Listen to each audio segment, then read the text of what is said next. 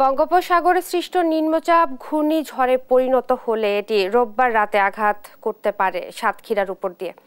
এ নিয়ে অনেকটা আতঙ্কে ওই জেলার মানুষ। মোকাবেলায় এরই মধ্যে চলছে প্রস্তুতি। বিস্তারিত জানাতে সাতক্ষীরা থেকে যুক্ত হচ্ছেন সহকর্মী শরীফুল্লাহ কায়সার সুমন। সুমন, সাগরে সৃষ্ট ঘূর্ণিঝড়টি কখন নাগাদ ঘূর্ণিঝড়ের রূপ নিতে পারে আর মোকাবেলায় কি ব্যবস্থা নেওয়া হচ্ছে? ইশরাত, ধন্যবাদ আপনাকে। আমি দাঁড়িয়ে আছি, এখানে উপস্থিত আছেন দুর্যোগ ব্যবস্থাপনা কমিটির সভাপতি এবং সাতক্ষীরা জেলা প্রশাসক মোহাম্মদ হুমায়ুন কবির।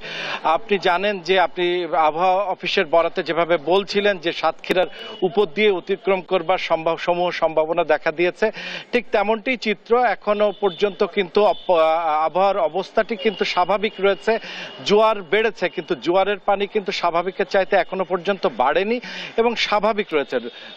যেটি ভয়ের কারণ সেটি হচ্ছে দুর্বল বেড়িবাঁধ, যেটি 60-এর দশকের দুর্বল বেড়িবাঁধ। এরপর আপনি যেটি জানতে চাচ্ছেন সেখানেই আমি যুক্ত করছি। সাতক্ষীরা জেলা প্রশাসক এখন আমাদেরকে জানাচ্ছেন যে সার্বিক প্রস্তুতি কতটা এবং একই সাথে কতটা সাইক্লোন সেন্টার এবং স্বেচ্ছাসেবকদেরকে প্রস্তুত রাখা হয়েছে আমরা জানছি। সাতক্ষীরা জেলা প্রশাসক ব্রিফ দিচ্ছেন। জি, ধন্যবাদ।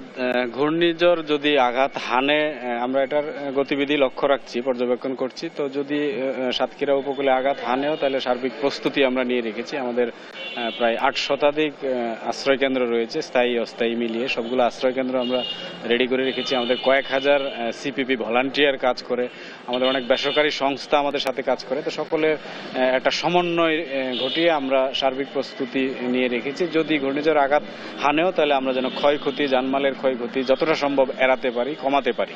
আমাদের সবচেয়ে বেশি ঝুঁকির বিষয় হচ্ছে যে ওভারফ্লো, অর্থাৎ জোয়ারের উচ্চতা বৃদ্ধি পেয়ে পানি লোকালয়ে প্রবেশ করে কিনা। তো আমাদের পানি উন্নয়ন বোর্ডের সংশ্লিষ্ট কর্মকর্তা, কর্মচারী, ঠিকাদার সকলকে আমরা কর্মস্থলে স্ট্যান্ড বাই রেখেছি। অন্যান্য ডিপার্টমেন্টের কর্মচারীরাও স্ট্যান্ড বাই রয়েছে। আমরা সার্বিকভাবে প্রস্তুতি নিয়ে রেখেছি মানুষের জানমালের নিরাপত্তা নিশ্চিত করার জন্য। ধন্যবাদ আপনাকে। আমরা ইশরাত যেমনটি ব্রিফ পেয়েছি যে 8 শতাধিক, এখন কিন্তু 8 শতাধিক আশ্রয় কেন্দ্রকে প্রস্তুত করা হয়েছে এবং একই সাথে কিন্তু হচ্ছে সহস্রাধিক ভলান্টিয়াররা কাজে ইতিমধ্যে নেমে পড়েছে। এই ছিল সর্বশেষ। সুমন, আপনাকে ধন্যবাদ। সাতক্ষীরা থেকে ঘূর্ণিঝড় রেমালের পূর্ব প্রস্তুতি নিয়ে বলছিলেন সহকর্মী শরীফুল্লাহ কায়সার। সুমন।